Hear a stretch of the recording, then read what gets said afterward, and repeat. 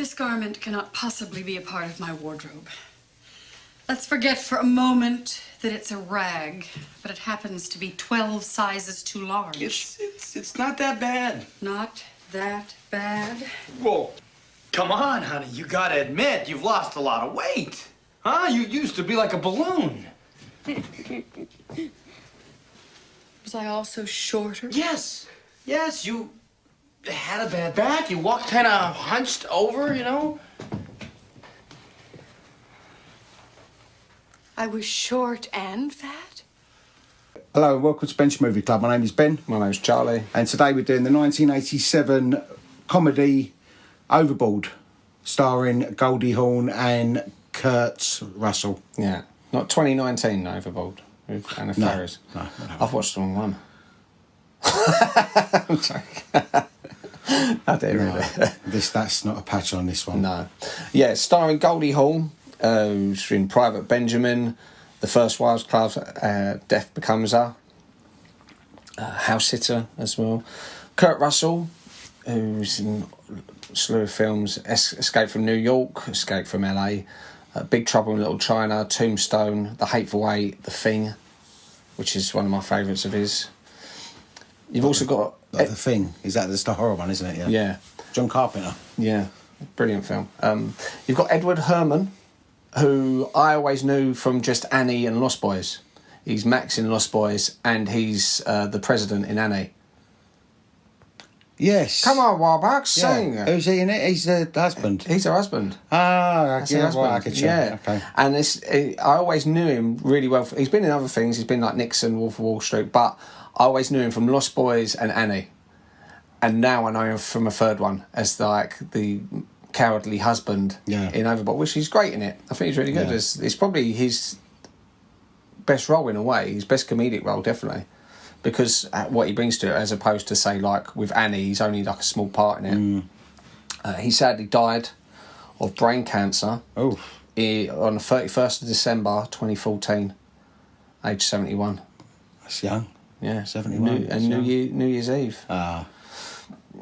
He was quite a big guy as well. He's like 6'5". Yeah, he's quite tall. He did look quite tall. You got Catherine Helmond, who she sadly died 23rd of February 2019, aged 89.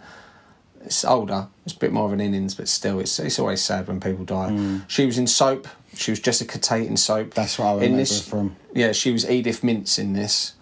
Who's the mum, isn't it? Yeah. The one, yeah. She was in Brazil. Yeah. I think she's the one with the picture which the face is all pinned back. Fear and Loathing in Las Vegas, which is one of my favourite films. Who's she in that? Well, Would you know in it? If it's so many people, there's literally loads of cameos and stuff. Yeah, she sadly died of Alzheimer's disease, which is Terrible disease. Terrible way to die. Yeah. You got Mike Haggerty, who straight away I noticed is Trigger from Friends, Mr. Trigger. The guy who's doing the dancing with Joey. His mate. Yeah, the one. In this, he's his friend who helps him sort of. I recognise him from Friends now. Yeah. He sadly died. Adverse reaction to prescription drugs, aged 67. That age keeps coming up, doesn't it? Is it oh no, we said 57 before, wasn't it? Anyway. Still young. 67. Yeah. Still young. In 2022. Got Roddy McDowall. Yes. Who was in Fright Night, How Green Is Your Valley, Bedknobs and Broomsticks, of course, who's talked about before. He was the vicar. It becomes the running theme. He sadly died, aged 70 in 1998. So they're all dead, apart from Goldie Hawn and Kurt Russell. Yeah, they killed them so all. far. Yeah, it's no, they're all, that's what I'm saying. So they're all dead, apart from Kurt Russell and Goldie Hawn. Well, this guy isn't. One of their sons, Jared Rushton. Oh, I expect all the kids are still alive. It's never only No, yeah, I know. But I recognised him. I recognised his face. He's in Big. He's his friend in Big. He's his friend in Big, yes. And he's also in Honey, I Shrunk the Kids. He's one of the kids in there, like the redneck kids who live next door. Yeah, right. Yeah, he's got that sort of a very distinctive face, like his nose. Did he just do kids' films then? Well, until he became an adult. Well, I mean, does he still act, or was he just one of them? No, I think that was pretty much it. Yeah, so a lot of them do. A lot of like the kid stars, that's it. They don't do nothing after. It was directed by Garry Marshall, who he's died as well. But the sad thing about him is his last films that he was doing were things like Valentine's Day, New Year's Eve, Mother's Day, all those sort of like, well, it's got loads of actors in it, and it's all like basically trying to be like Love Actually type things. But he was, before that, he had done Frankie and Johnny, Pretty Woman, Beaches. So he had Yeah, I think his Frankie earlier and Johnny, I like that. Is that the one with Michelle Pfeiffer and Al Pacino? Yeah. Yeah, I like that film. Beaches, Beaches, I love and Beaches. Pretty Woman. Love Beaches. So he had like a great career, and then it was going to like he had The Other Sister, Runaway Bride, Princess Diaries. He's done a lot of good films then. Loads of good films. But it was only like, I still think the quality of them aren't as good as the previous ones that I said. Pretty Woman, Beaches. No. But they were still good. Yeah. And then it just sort of slowly went. The quality just weren't as good. It was like 5.7s and stuff like that. Yeah, he died in 2016, age 81, of pneumonia, which is mad. You don't really think of people having pneumonia, really. I know they do, obviously, but it's, in the modern world, especially someone in a high profile, you'd think they won't be in the conditions to get pneumonia, but I suppose it can get anyone. Yeah, no, I absolutely love this film. It's a classic, and I can't believe you've never seen it. Yeah, it is. I just think it's so well cast. It's such a funny story. Goldie Hawn is, she's outstanding. The film's about Joanna Stayton. She's this rich socialite, sort of elite snob, and she hires this local carpenter to come and do some work on her boat, build some shelves for her shoes and stuff. Anyway, because they're not made out of cedar or something like that, and they're made out of oak, even though he does this good little job with a little windy sort of thing, she refuses to pay him, chucks all his stuff off overboard, pushes him off anyway. So she falls overboard later that night looking for her wedding ring. No one notices that she's gone. She gets amnesia. She's found in the local town the next day. She can't remember a thing. So he sees her on the local news and he goes, "That's the bitch that didn't pay me." And she doesn't remember who she is. So anyway, so he has this idea of going, okay, I'm going to pretend that she's my wife and I'm going to get my money back. She's going to tidy and look after my kids kind of thing. And so he makes her believe that she's his wife and she's the mother of their 4 kids.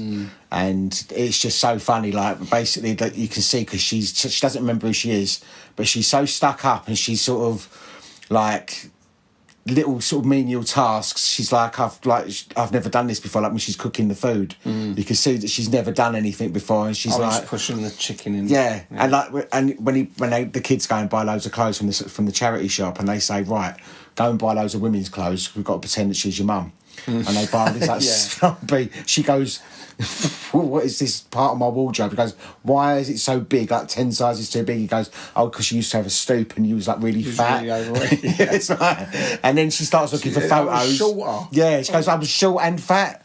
And then he goes looking for photos. She goes looking for photos, and the only photos they've got is the mug shots. Yeah. So he gets his mate to go and knock up all these pictures, like sort of like wedding pictures and pregnancy pictures. And she's looking through these pictures. She goes, why do I look so depressed all the time? Because she's got this like miserable looking face. She goes, the reason why is because I obviously blocked it all out. Anyway, it is just so funny. I mean, Goldie Hawn is outstanding in this film. They obviously they sort of they slowly start to fall in love, and it shows you that, you know, she was happier with having nothing than she was with all the money in the world. Multi-millionaire, and she was a bored, rich, elite kind of snob, but then she sort of got a chance to see what it was like being a good, normal person, and her life was so much more fulfilled playing the role of the mother and the wife in this little sort of shack kind of thing, and she was happy. And her memory comes back when her husband has to come back for her because the mother starts asking questions. Basically, that's the money. That's the money comes from her. And she's going like, oh, well, I need to go and find her. So he comes back and finds her, and then she sort of remembers. But then when she's taken away again, I like that she remembered as soon as she saw him. Yeah, it wasn't one of those things. She goes, "Oh, hi, Grant. I've got to go and put these in some water." Yeah. And it's like, then she remembers, and she's like, "Oh my god!" And she starts remembering she's got money, and then she goes, "Hang on, why did you Pretend. What? Yeah, who are you? Because they're falling in love She's by thanking this him point. at first. Oh, thank you She's so like, much. thank you so much for bringing me and making me a wife and a mother. And she goes, hang on, why did you do that? Yeah. And then the But penny it weren't done in a comedic way. It was done in a sincere way. Yeah. It was very sincere when she's saying that. She's like, Yeah. you think it's how memory comes back to you. Don't it's not in a flash. It's Yeah. like, yeah, because this, and also, wait a minute. Yeah. Why would you do that? And she looks at him and she goes, "But these are your kids." She fell in love with them as the kids as well. Not you let just me him. believe that these were my children, and it's quite sad, but he has actually fallen in love with her. I like the fact as well that it's a long time before they sleep together. And it's sort of like, and it's earned. It's earned. It's not like him tricking just sort of tricking her into it. Because I felt uncomfortable. I kept thinking that's what was going to happen. I thought he's going to go, I'll give her one. Yeah. You know, because she had to. Yeah. Because then that would have been a bit sort of. But what it does well is that he's using her for her labour. Yeah. He's conned her into, so she's the babysitter and the house cleaner and the cook. But they fall in love. They fall in love. You know, and it is a lovely story as well, especially because they was in love in real life. Chemistry. And so really, this is like a true story because they both had kids from previous and they had a 1-year-old son of their own who learnt to walk on the set while this was being filmed. So an actor called Wyatt Russell. Yeah, it's quite big. Yeah. But that's what I'm saying. He was so they had this little ready-made family. So it's sort of almost like they're going to live this fantastic life, and they've got this kind of because them as a couple, you can imagine that's very similar to what they were like as a couple as well. There's so many of them. Well, you've always had your heart set on 6, so you just keep on trying. Dad, they're making me drink blood. Come back here. No. They don't look anything like me. Well, they do take after your mother. Let's just hope they don't grow up to be luscious, too, huh? My mother's a lush. Was, honey. Cirrhosis. She's... What about my father? Oh, he's alive and well. And due for parole in what, 2 years? Oh, God, I don't want to hear anymore. That's the one couple I'd really be upset if they split up. Oh, I would. I mean, most people in Hollywood would go, that's a shame. I thought they was going to last. And you know what? Funny enough, that was made me thinking about this because obviously the film was remade with Anna Faris. Yeah. Now, Anna Faris actually reminds me a lot of Goldie Hawn. Yeah. I don't know why they've done the role reversal in the remake. They should have just remade it. The man tricking the woman. Yeah. And her partner, Chris Pratt, reminds me a lot of sort of Kurt Russell. Yeah. In fact, Kurt Russell plays his dad in one of the Marvel films. Right. He's his dad, and there's a scene where they're throwing baseball, and you think, you can believe Kurt Russell is Chris Pratt's dad. Yeah. So you think if Chris Pratt and Anna Faris, because they were together for quite a while, I was only now realising it reminds me of Kurt Russell and Goldie Hawn. It was that kind of sort of, there's you know, they're both attractive but not too attractive. You think they're going to stray. You know, they're both funny. You think good sense of humour. They're going to be together forever. But obviously they weren't. They've split up now. But Kurt Russell and Goldie Hawn, they was together through all of their, like they sort of became famous. They was known, but they big time sort of names. All their films came while they was together, and they've been together through all of their fame. You know, they was sort of a little bit famous. They had other little bit parts like Big Trouble in Little China. Was that before this? Yes, it was. So, and she had Private Benjamin. So they was sort of a little bit well this is known. the thing. I think Private Benjamin was her launchpad. Yeah, I think before that they've both done child acting in small things. They was actually in a film together. They was both in the same film, which was like an amazing. It was in 5 films in total, but this film they weren't really stars. They was just 2 kid actors. This is their 3rd film though. Well, the first one was the Mr. Fantastical's travelling band, something like kid things. Then it was Swing Shift, was it called? Yeah, Swing Shift. Swing Shift. I think that's where they got together.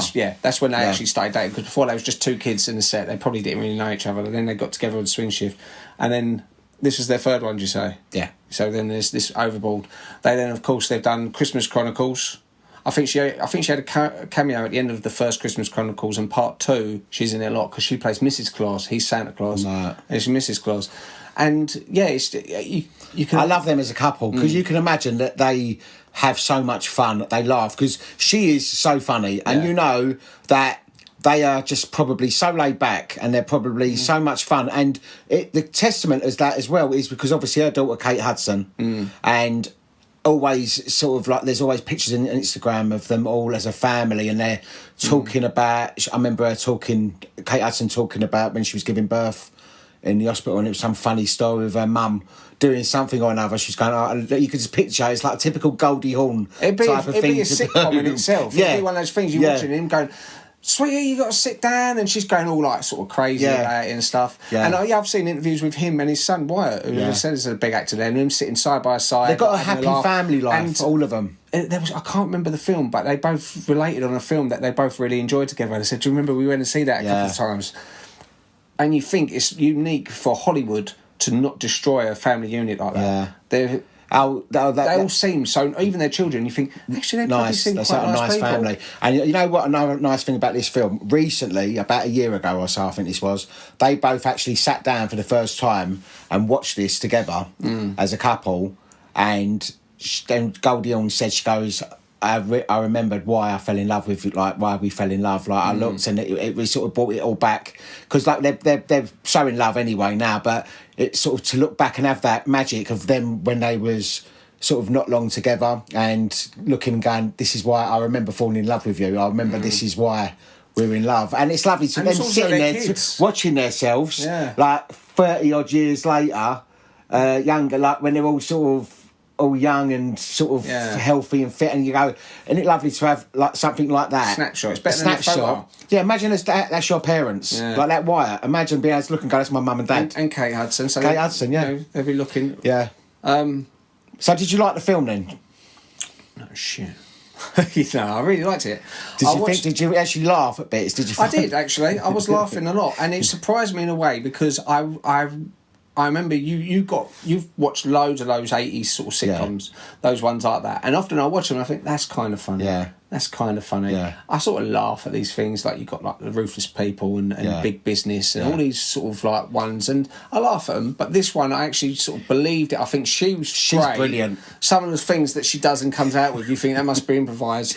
When he goes about, he sits there and he says, she's moaning about her kids, and he goes, oh, listen, don't worry about it, it's nothing to do with you anyway. She goes, what, my kids ain't my business? Sort of thing. Like, he's like, just mind your own business, nothing to do with you. She goes, what, my kids are nothing to do with me. Yeah. Like little things like that. Like, I like he tries to tell her, and by that point, because he's got everyone still alive and his friends lying for him, he goes, oh yeah, no, it was me, it was the knickers. Yeah. Knickers belonged to someone, and he's like, no, I'm telling her the truth. Yeah. And he's like, yeah, and everyone's lying for him. Yeah. And you could believe the spark between them, you believe, because obviously it was genuine. Yeah. You know. And it kept a straight face, though. She was just so funny in that. Yeah. And I like it when he puts her in the water barrel and all that kind of stuff. Yeah. It's just lovely. And also, it's lovely when you see them fall in love. When you see them at the dance and they're like dancing and you look and think, and it just shows you, money isn't like, it doesn't buy you happiness. Because like she had all the money in the world. She was like a multi-millionaire. Because she was like bidding on a painting, like, 1.8 million. This is 87. She goes, bid on this for it. Like, I want this painting. I need this little painting. It's like, it doesn't mean nothing. You got so bored, you've got nothing to do. Yeah. So it's... Yeah, and I liked how it came about, because there's so many other ways they can do it, like little chasing stuff, but it was a simple interaction. Her and her husband, she suddenly remembered. She's sort of confused. She goes away with her husband and goes, oh my God, you lied to me. And he doesn't say anything, which I like. Yeah. Because it could have been, listen, baby, trying to make excuses. Yeah. And he's just like, because he's devastated. Yeah. He'd fallen in love with her. Yeah. Rather than just, he was no longer using her. He actually genuinely loved her and thought, this is the mother my kids need. The wife I need. Yeah. And she loves him. And he's got no argument. Yeah. He can't go, well, no, hold on a sec. Yeah. He's just sitting there like, he's just standing there thinking, I can't justify what I've done. Yeah. But, you know, it still hurts nonetheless. Yeah. I like the fact at the end, you know, like when she goes back on the boat with her mum and the husband, and then she does the bottle like that, and they're looking at her like, yeah, what's happened to my daughter? She's sitting there drinking a beer out of a bottle, like, yeah. She goes, like the mother's getting the right ump as though, like... Oh, mum kept laughing, the mother falling out of bed when the boat's turning and stuff. Yeah, no, I love it though. I love the film. I think it's such a nice, happy... feel-good film. It's like, you know, as you said, we were sitting there, like, nice films with a lovely ending, like Wedding Singer, that kind of thing. When you sit there and at the end of it you go, oh, that was really nice, and it just makes you smile. And knowing that they're together, It's another And they're a good icing match. on the cake. They're a good match. You know, sometimes you think people... They're an attractive couple as well. Yeah. They're both attractive, and you. But their personalities Yeah. gel well. You Yeah. can imagine, Yeah. like, they're both... Because he doesn't take himself too seriously. He's been in, like, action films and stuff like Big Trouble in Yeah. Little China. He's hilarious. Yeah. When he partnered with Sylvester Stallone in Tango and Cash, despite Stallone's best efforts to always have the last line, because Yeah. he wrote it as well, Kurt Russell sort of... Stole it. Well, he's the funny person. He's Yeah. the sort of one who's got genuine charm. Yeah. Like the Chris Pratts of the world. You know, people like that who... You know, although those people... Don't hate take yourself too seriously. Yeah, you just got to look. Yeah. But it's obviously a natural personality. He just turns up and goes, "Hey, everyone, let's have a good time. We're going to do this," rather than... They just look like a fun couple, you know. You know that you'd go to one of their parties and you know that they would not disappoint you. That you'd sit there and you'd go, "They're exactly what I expected them to be." But also, they are both fantastic actors. Yeah. Because they've both done fantastic before. I mean, they're great in this. It's naturalistic and it's the comedy timings. They're not sort of going over the top. It's perfect. But also where he's done more serious roles, like Dark Blue, where he plays this corrupt cop. I think that's brilliant. Breakdown's a brilliant film. We should do that. I've never seen that one. Yeah. She done a dark one, which is really weird. Seeing Death Goldie Becomes Hawn. No, she done one where I think she was. Was she like an abused wife or something? Or she done something, and it was really weird because everything she done was comedy, and she done this one where it was a thriller or something. She might not have been an abused wife or something, but I know it was a dark, and it was like, I don't like seeing her like that because Goldie Hawn is so good at comedy that it's sort of like it's like Jennifer Saunders, you know, seeing her doing straight. She's brilliant, but you know, you imagine her suddenly falling over. And you can imagine the outtakes probably were hilarious. Yeah. Yeah, she's fantastic how they often do her with comedy partners. Like, she'll stick her with other people. Yeah. And she always holds her own, or if not, does always. better. You know, she always... Because you know her films better than me anyway. Yeah. So what other films has she done around about that era? House Sitter. She's done Bird on a Wire. So Steve Martin acted... And it was Jill Billing. You know, Steve Martin's fantastic, but she holds her own. Bird on the Wire, Mel Gibson. He was like a matinee icon, but she holds her own Death with him. Becomes Her. They work well together as well because he's got a good sense of humour. Death Becomes Becomes Her next to Meryl Streep. Yeah. And Meryl Streep would have had to learn a lot from Goldie Hawn for comedy. Yeah. The comedy side of it, because it's like it reminded me a bit of the casting of Dirty Rotten Scoundrels, because you've got Stephen Martin, who's like out and out comic, and then you've got Michael Caine, who does sort of funny-ish things. Yeah. He really had to step up his game to be alongside Steve Martin. Yeah. You know, and that's what Meryl Streep had to do in Death Becomes Her. She had to be really funny because Goldie Hawn's naturally funny. Yeah. She You doesn't know? have to try, does she? But she's obviously very giving because she could have sort of really... Because it was not a serious role, Meryl Streep probably could have beaten her, but for a comedy, that's her playground. Yeah. She could have really embarrassed, told the show Her every timing time. is perfect. You can't... But she gave a lot to Meryl Streep. She gave her a lot of screen action and sat there quietly. She comes across like that, and I've never heard any bad about Goldie Hawn or anything. It's always been good stuff. It's my wedding day. Why do I look so annoyed? Oh, yeah. Well, your dad showed up shit-faced. He threw potato salad all over my mom. It was... We had to throw him out. Why do I have this depressed look on my face all the time? Well, you were grumpy a lot. You were losing the weight, you know. Then you gain it back. Thin, fat, thin, and Was fat. I always this miserable? Wasn't I ever happy? Well, sure, honey, lots. I mean, you're the happiest little wife and mother in the world, really. Hey, look at this. Before you lost the weight. Can you believe it? All right, now that's it. Are you satisfied? Yes. Good. I suppose I belong here in this hovel. And I'll tell you another thing that really surprised me with this film. Did you know how old she was when she made this film? How old would you say she was? Oh, I'm terrible at ages. 30. 41. Really? Yeah. Wow. So that means when she done, like... Private Benjamin was 1980. Yeah. So she would have been... So this was like 7 years later, something like that? So she'd Yeah. have been like 34. Yeah. Yeah, so she's... She looked fantastic. And this is before Botox and all that. This is before all that Botox. And if you look at like House Sitter and Death Becomes Her, so she was about 46 in them. I always would have thought she was about 29, 30, 31. Yeah. When I thought Death Becomes Her, House Sitter, she's probably 32, 33. Yeah. She was like 45, 46. Are they about the same age, or is she slightly older than them? He's about 5 years younger than her. Because he's born the same year as Mum. Oh, She's born in okay. 45, Mum's born in 51. Oh, okay. So she was born in 1945. Yeah. But I was looked and I thought, let me see how old she is in this film. And at 41, I went, no, that ain't right. She's not 41 in this film. So I looked at her date of birth and I thought 1945, and I thought, hang on, she was 41. She looks fantastic for 41. And as I say, this is before any sort of... And her body's fantastic as well. If you see she'd had a child the year before, she'd already had another couple of kids anyway. She'd had two kids before. At first, I weren't sure why they were showing us that. No, when she's bending over and he's looking, I thought, is that necessary? But it is, because then afterwards when he says, yeah, she's got a birthmark on the inside of her thigh, you think... okay, now I know why that was important to show us that. Even that bit at the beginning when the interview, when the woman's interviewing her and she goes, oh, what a horrible wig. You know, she's just really vile. She's like... Remind me a bit of like Christine Wiig in Bridesmaids, when she's like drugs. So Goldie Hawn has that sort of bemused sort of like... Oh, she's brilliant. Goldie Hawn, I absolutely adore Goldie Hawn. Oh, I'm glad... So you liked the film then? I did actually. I liked it a lot more than I thought I would. I thought I would enjoy it on a certain level, but I think they work so well together that the two of them elevated for me. I've always been big fans of both of them, and it's nice to sort of see them. And it's a nice pace, don't you think? It's a nice pace, and it's sort of, it doesn't drag, and it's a nice story. And the kids ain't too annoying. No. Because often the kids would, and you thought giving one of them a Pee Wee Herman voice would... Yeah, but because there's four of them, you don't have to sort of bear too much time with any of them. Kurt Russell's father, Bing Russell, plays the sheriff. Right, that's right, yeah. And did you know it's based on a true story? Really? No.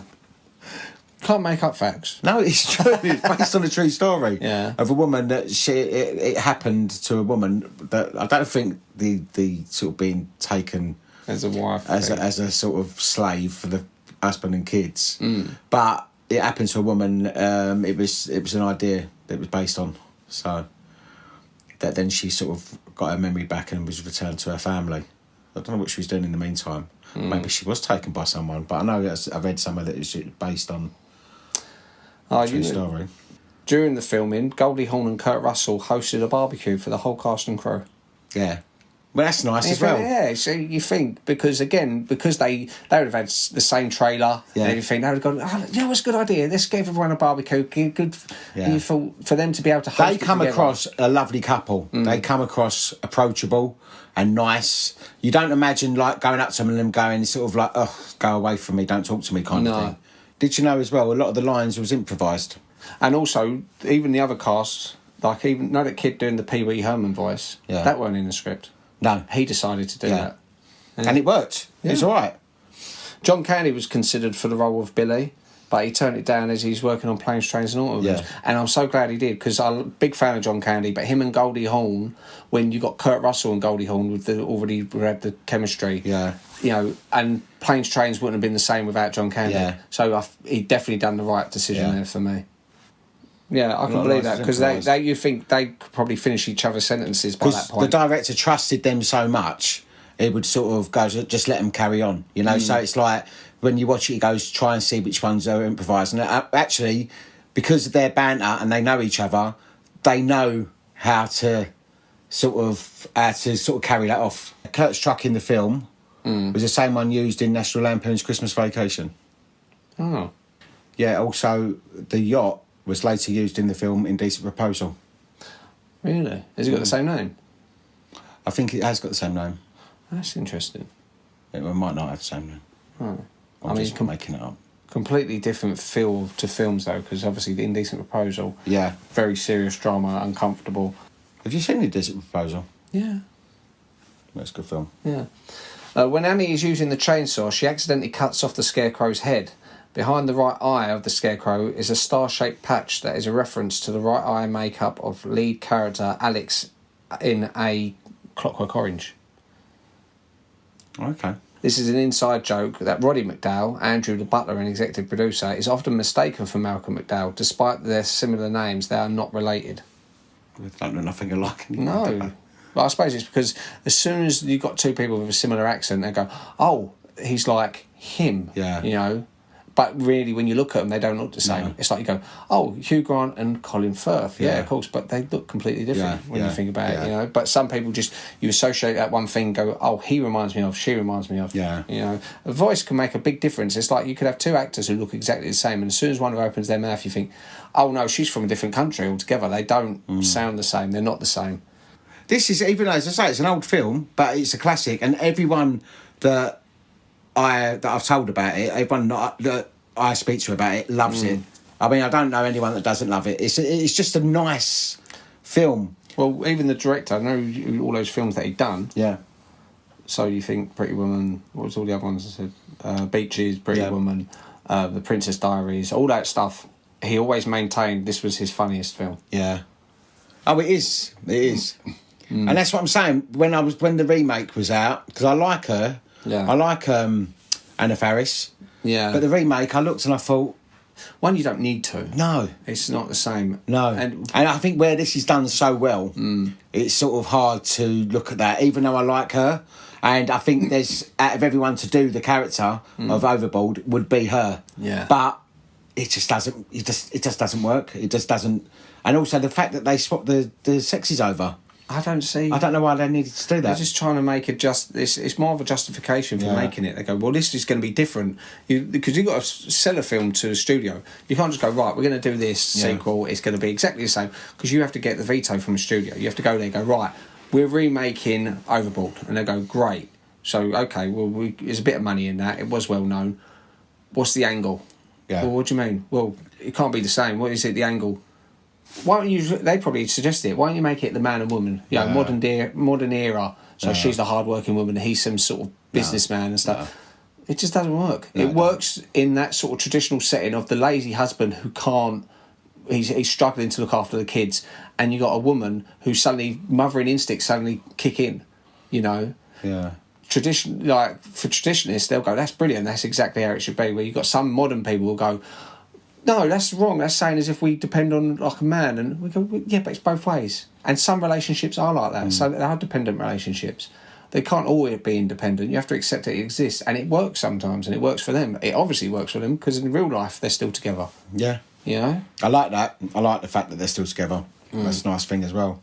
So have you shown, would Lily like this film? I think she would. I think, I think she'd show it to her. I think she'd like this. Well, there's a long list of films to show her now anyway. But yeah. But was it so it was better than you expected it to be? Yeah, definitely. And I think, as I said, largely it was due to the acting. I mean, the story's great anyway. It's good enough story. But it was those little moments. Even the little bit, like they sort of doing this little pyramid thing with the crazy golf, and like they're just sort of living the life, and it's a little life compared to the life that she was used to, but it's a better life than what. So it shows you, it's a fantastic message because it is showing to you, look, money is not the most important thing. When she's like, I got money, and she's really excited at first. Yeah. And then she realises she gets back on that boat and she's bored. I'm with these people. Yeah. And I could be with my kids and my husband because that's who she sees them as. Yeah. And she's so pleased when they come looking for her. And then she realises that her husband knew that she was at that place, and he went there and he left her there, and so he's sort of like, so she because he sort of slips up, and then he doesn't love her, and she doesn't love him. So that's another thing how it justifies them splitting up, because obviously some people with the sanctity of marriage would sort of get a bit nose out of joint, but they weren't. But they're bored and they're not happy. And she's found her soulmate. Yeah. And she wasn't a nice person then. She was a different person. She wasn't the person that comes back to the boat. Yeah. And she goes down and she's sitting there talking to, like, the butler and all that. And she's sort of talking to him. She goes, I'm so sorry about... So she's genuinely apologising. She goes, I was awful. And he says, he goes, you were so lucky. He goes, because... most of us in life walk around only knowing what we was born into. You had that privilege to actually experience life in a completely different way, that you have now seen what it's like on both sides, and it's like I just love it. And I liked it. It makes you smile. Really makes you smile. That film. I liked him in it as well. Yeah, all of them. I like the whole cast. When I first see it, you get the stereotypical things you think. oh, it's going to be the butler did it. Butler's going to be turned out to sort of be like Edgar out No, of he was nice. It was nice. Aristocats. It was But nice. No, he was nice. And he even though he had sort of like, he didn't care for her at first, you can see he starts, when she... He genuinely loves her. Yeah. But also when, like, Kurt Russell's shouting at her and you see all the crew going, tell her off, because that's what we want to do, because she earned that. Yeah. But she's now also sort of turned around, staying up at night, drinking with them and going... She's now become one of them. Yeah. And that is a better version. That's what I hate with the elite and all that. All these people that, you know, we spoke about this many a time. I don't like that kind of class kind of people, where people that look down their nose at you. You know, I look and I think, you're not better than me or the people that I know or my family or my friends. We are a lot better because we know, we don't judge people for this or for that, you know, and there's a lot more to us and a lot more loyalty and love and all that we give, as opposed to like the elite and all that kind of stuff. But I don't like it. That's what I'm saying. It's sorry. The thing is, though, with things like that, that's just you're a product, aren't you? Because you think if someone's born into money and they've been told their whole life that they're better than other people, you get that ego. It's not necessarily their fault. We're lucky that we've had like working lives. We've sort of been like East End of London, like doing proper jobs, working our way up and things. We know a little bit about other worlds, you know, like we know what's dangerous and we know about criminal activity. Money doesn't impress me. Like Money doesn't impress me. But in our minds, because we haven't been in that world, part of us thinks, I'd love to have a lot of money. I could make things better. Because we probably could. Because we both see with people that we know that have got lots of money, and I look and think, I wouldn't have your life. No, because then you find loads of friends who aren't genuine, and you lose your genuine friends. And also, I think that's what you will become. You just become about the money. It's like, I just want it all. I want more, and you don't even know why. And you look and you think, you couldn't even spend all that money in your lifetime. So, but I want this, I want that, and you can't every penny. It's like, and I look and think, you know what? Keep it. You know, I'd rather be comfortable, like all of our family, be comfortable. But none of us are mega rich, none of us are mega poor. We're all comfortable. Like I mean, I've got a good wage. I actually earn quite good money, don't I, for my job. But as I say, I'm not that much that I sort of that I don't appreciate money. Do you know what I mean? It's money I can just chuck it around. It doesn't mean nothing. I do notice. Like, I make sure it goes to the right places. I don't just chuck money away because you know you earn it. Yeah. You know, and you've got to appreciate it. You know, it's easy come, easy go with some people. They're just like that. You know, don't matter. You know, and it's like, well, this. I think another good message of this film, though, is also showing that because she thinks they're her biological children. Yeah. Right. So when she finds out they're not, her instant reaction is, "Oh, you ain't to do with me." She then realises she loves them anyway, as if they were her own. So that's a good message because it's showing you don't, you know, you could. It's a good message for stepfathers and stepmothers. Yeah. Thinking you can be as important as their, if not more important than their biological. If you do the job right, you know, and I think like they need her as much as she needs them. And it would encourage people to bring up kids that aren't around, even people fostering kids. Look, they see that with Eve. Yeah, and Rosie with Archie. Yeah. But it's a good message to show the world that it does work like that. It's not all evil stepmothers and stuff like that. This shows that, you know, it's not always blood thicker than water. No. You know, there can be more important. Your blood can let you down, but there could be some friends who are there for the rest of your life. So, yeah. But yeah, it's a good film. Yeah. Are you aware that Joey can't read? And that Travis only reads smut magazines? I can't get him out of the bathroom. Come on, honey. He's 13 years old. I'll build you another bathroom. They don't need another bathroom. They need guidance from you. Oh, wait. Now, don't you worry about me and my boys, okay? We're pals. They have enough pals. They need a father. Hey, look, I decided a long time before you and me, we decided a long time ago, before we even started this family, we'd raise these kids naturally, not force a lot of bullshit rules and regulations on them. I'm not talking about discipline. I'm talking stuff you shouldn't be talking about. And you're stepping over the line here, Annie. It's none of your business anyway. None of my business? Okay, my children are none of my business?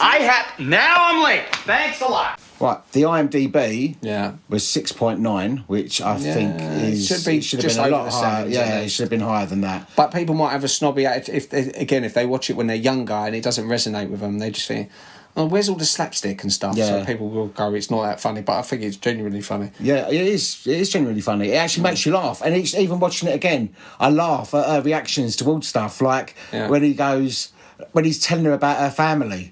He goes, and you was a lush, and So I think that was improvised. I think the bit with the clove, was improvised. They probably made it up, and he went, "Well, you was." Yeah, she probably went like they gave her the thing. You just go in and go, "Oh my god, look how rubbish I look." Yeah. And she's probably made a scene of going, "What? Why is this so big?" And he's gone, "Oh well, because she walked you with was it, fat." Yeah, but why is it so short? Yeah. Because you. But then also saying about her past life, and her mum died of like an alky or something, and then goes, "What about my dad?" She goes, he goes, "Oh yeah, he's alive and well, but due for parole in a couple of years." And she's like, "Oh no, don't tell me no more."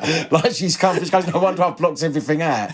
I just think it's really funny, like when he sits there, it's that time on the bed, and she sits and she goes, "Tell me something about my life." She goes, "Something nice, nice, not something horrible, like all I've been told is horrible stuff." Yeah. But yeah, it's brilliant. Rotten Tomatoes, 46% by the critics, which is ridiculous.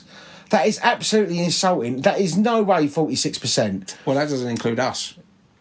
So we'll push it up to 50. That is disgusting. It's a fantastic film. I think people have been looking at that other one, the Alan Farris one, and they've mixed them up. It happens sometimes. Sometimes people because just this is what's not this crap? Look up Overboard. Give it a bad. This does not deserve that at all. Because I looked at it, it was a green tomato. It's not even a red tomato. It's a green. Yeah, that's ridiculous. And also, the audience was 74%. Well, that's not bad. 74%. That sounds like people actually appreciate it on that level. But the critics, 46%. That's ridiculous. Yeah. They don't know what the fuck they're talking about. Probably elite people. That's probably what it was. The elite people that ain't got humour or don't understand it and think commoners. Anyway, the budget was 22 million. Yeah. And it made 26.7 million, which I don't understand that either. Well, again, they were kind of big, her and Kurt Russell, but they weren't necessarily A-list.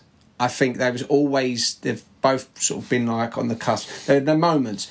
Her with like Private Benjamin, him with like The Thing. They had these moments where they were sort of the Hollywood's darlings, but they were still on that level. Whereas if it was like I don't know, if Tom Cruise, because he was a bigger star, then it might get more butts on the seats.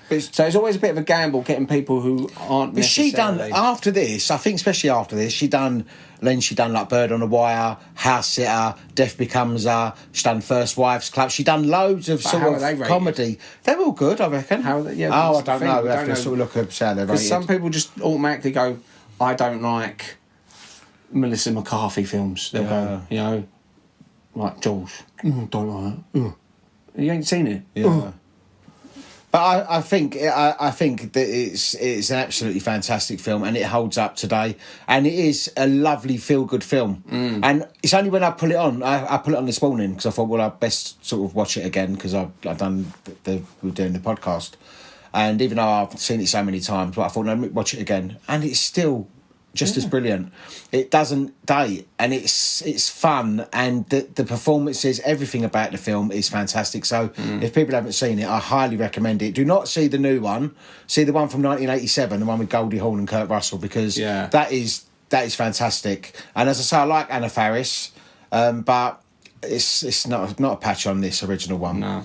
But it is brilliant, absolutely brilliant. Overboard. And like what I had done, I just took the time, switched my phone airplane mode, stick it in the fruit bowl, and just sit there and actually watch the film. Don't think, oh, I wonder who that is, and go on your phone. Just actually watch the film properly, and then you pick up on more of the nuances, and you listen to it properly. Yeah. It is good though. It's a good, and it Really did good make me film. genuinely laugh Yeah. because I thought it might be one of those things. I go, Yeah.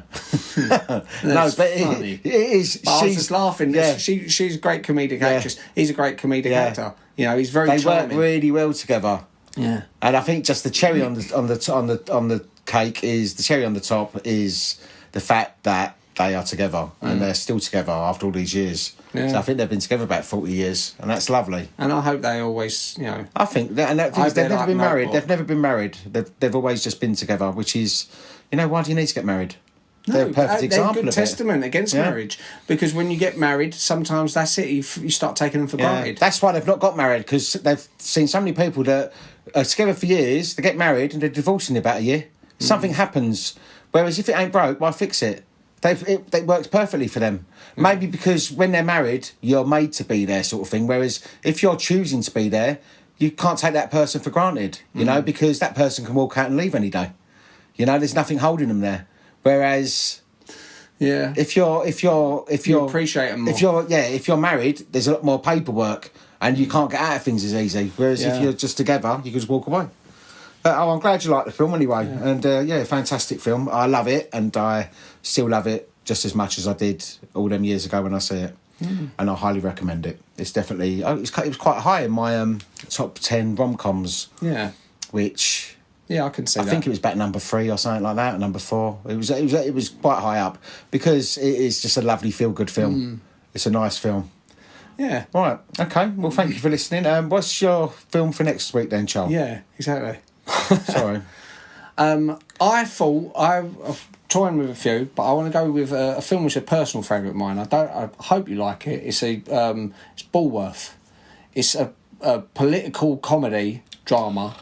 Listen, Warren Beatty. It's that song, Ghetto Superstar, Star. That is what you are. Ah. Well, is that supposed to sell it to me? No, this is the funny thing though. It's got this hip hop score, like music, but the actual score for the film, I think, is beautiful. It's one of my favourite musical scores, and I wish there was more of it in the film. I listen to it when I go to sleep. I'm sort of being reflective and stuff.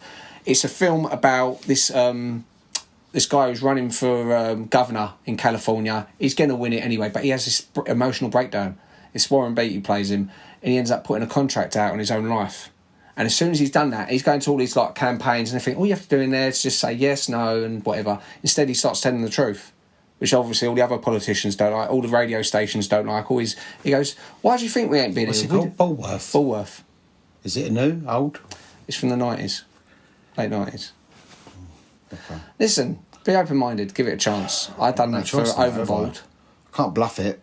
No, yeah. I'll have to watch it. Like I did with this. Yeah, but this was fun. Why are you making me watch fun. shit? It is fun. Is it? I think it's very... How come I've never heard of it then? There's loads of films you ain't heard of. It doesn't matter. I'm saying it's good because it's...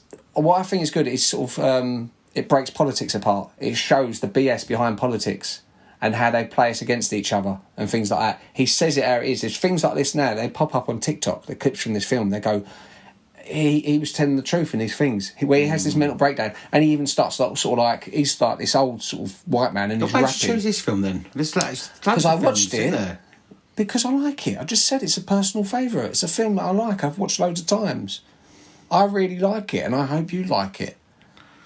Look at your face. Don't make peace with it. Is it a long film? I gave you Ghost last time. I knew you'd like Ghost. Yeah, Ghost. I like Ghost. So this is just one I thought, okay, he hasn't seen it. It means I've got to watch this one, ain't I? Yeah. I can't just sit there and go, oh, I remember it. Yeah, I know what happens. No, I did actually watch Ghost. It made me cry, Ghost. Yeah. But, yeah. So just watch it. Give it a chance. Okay. All right, well, thanks for listening. And we will be doing, was it Bullshit? Yeah. Bulworth next week. All right. Catch us on Spotify, iTunes. If you could give us a review on iTunes or something like that. Or YouTube. Because that helps people find us more. Yeah. Slag us off. Yeah, whatever. Say who had the best hat. I ain't got a hat. Right, anyway, thank you very much and have a lovely evening, day, whatever. Bye-bye. See you later. Bye-bye. Feel better? I don't belong here. I feel it. Don't you think I feel it? I can't do any of these vile things, and I wouldn't want to. My life is like death. My children are the spawn of hell, and you're the devil. Oh, God. Baby, we like you.